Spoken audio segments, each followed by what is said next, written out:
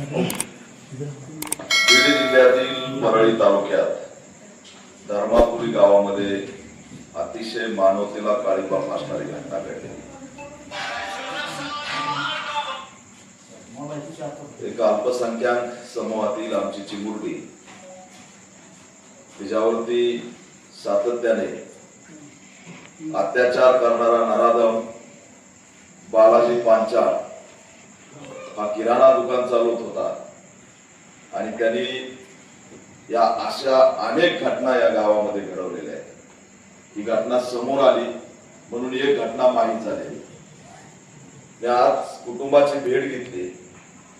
अतिशय गरीब कुटुंब आहे, हातावर पोट भरणारं कुटुंब आहे आणि या पांचाळने या गरीब कुटुंबातल्या चिमुरडीला टार्गेट केलेलं आहे। त्याच्या मागे मोठे कारण आहेत। तो त्या ठिकाणी नशेडी होता, गांजा पिणारा होता आणि असा माणूस जो या ठिकाणी मोठ्या प्रमाणात घातक ठरलेला आहे। त्याला अटक सुद्धा झाली, पण त्याला वकील कसा मिळाला हा प्रश्न आम्ही विचारतो। आजही मानवता या ठिकाणी दिसत नाही, हे दुर्दैव आहे।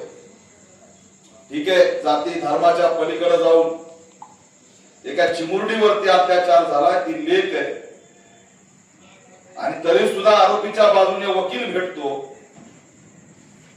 कोपर्डीला प्रकरण घडलं, त्यात आरोपीच्या बाजूने वकील सुद्धा मिळाला नाही, ती सुद्धा आमची लेखच होती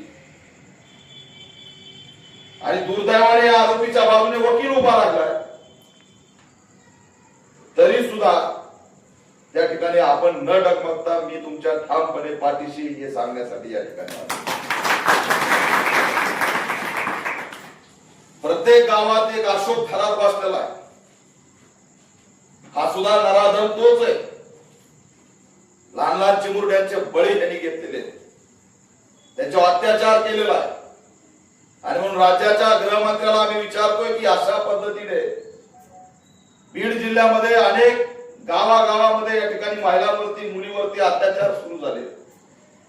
पिंपळनेरचं प्रकरण, परळीतलं प्रकरण, हे धर्माबादचं प्रकरण, धर्मापुरीचं प्रकरण, अनेक प्रकरण या 8 दिवसात घडले आणि त्याच्यामुळे या गरीब कुटुंबाच्या लेकराला न्याय मिळाला पाहिजे आणि 3 महिन्याच्या आत फास्ट ट्रॅक कोर्टाच्या माध्यमातून तात्काळ फाशी आणि जन्मठेपेची शिक्षा या ठिकाणी झाली पाहिजे, ही सुद्धा आम्ही या ठिकाणी मागणी करतोय। फास्ट ट्रॅक कोर्टात प्रकरण चालवा। किती वाईट आहे की पोलिसांनी लिहून दिलंय की जा आणि परळीच्या सिव्हिल हॉस्पिटलला जाऊन तुम्ही मेडिकल करा, तर त्या मेडिकल करायला गेलेल्या मुलीला, तिच्या कुटुंबाला 4 तास बसावं लागतंय।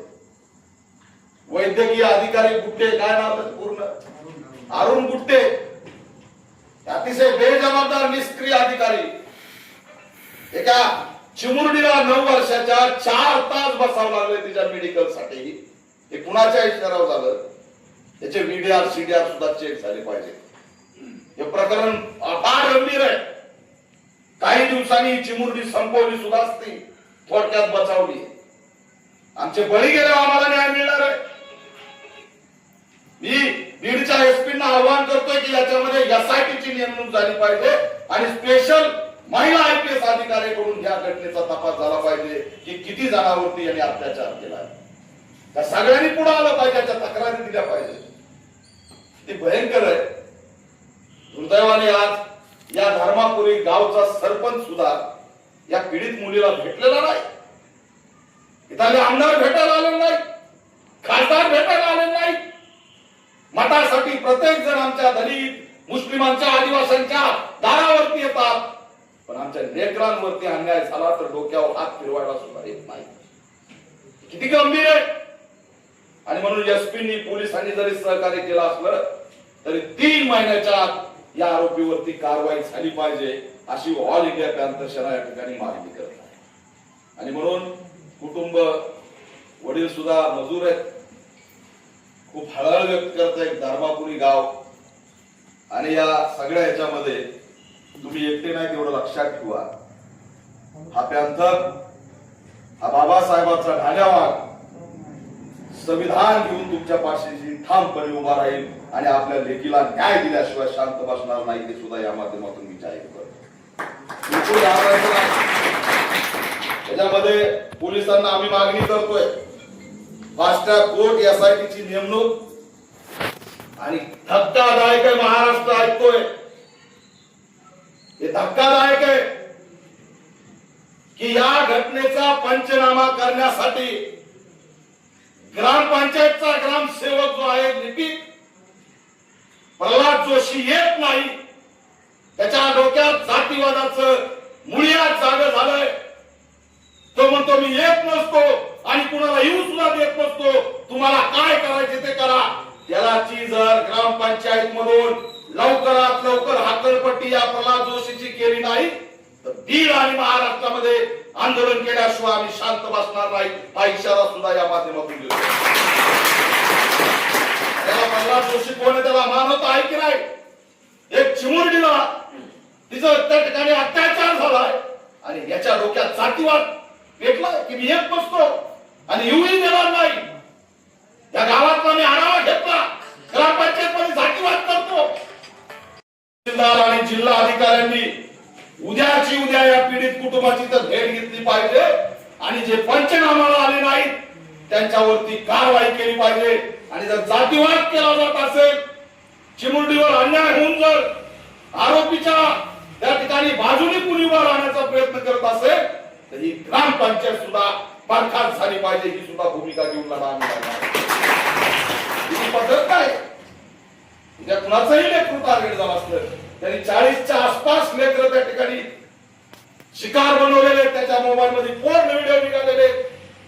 कुणाचाही कोणत्याही जातीचं लेकरू टार्गेट केला असेल, कारण जिथं ही घटना घडली तिथं शाळा होती, सगळ्या समाजाचे लेकर त्या शाळेत जात होते आणि त्या किराणा दुकानावर चॉकलेट बिस्किट वगैरे आणायला जात होते.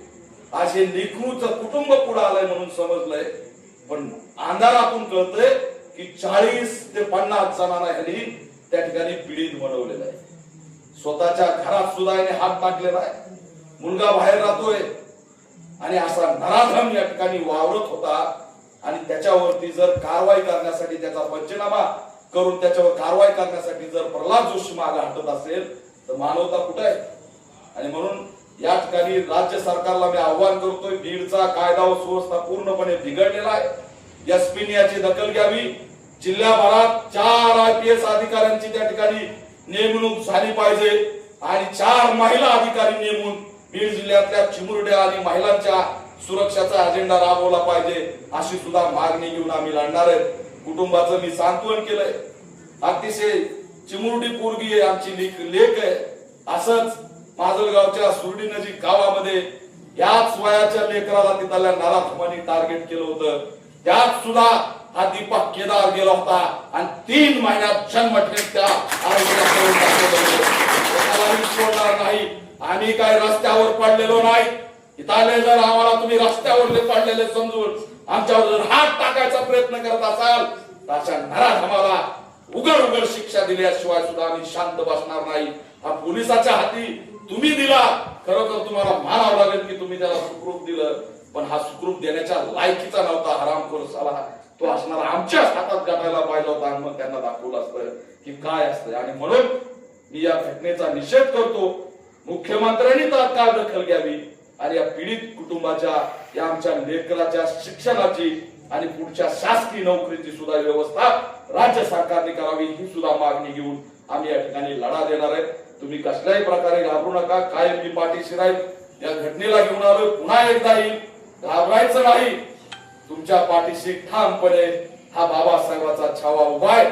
संविधान आपल्या पाठीशी, कुणालाही घाबरायचं नाही एवढं आव्हान करतो. आणि या घटनेचा पुन्हा एकदा निषेध करून, कुटुंबाचं सांत्वन करून पोलिसांना आव्हान करतो की तात्काळ आम्हाला न्याय द्या, अन्यथा रस्त्यावर उतरून बीड मध्ये या ठिकाणी महाराष्ट्रामध्ये आंदोलन केल्याशिवाय आम्ही शांत बसणार नाही, हा इशारा देतो.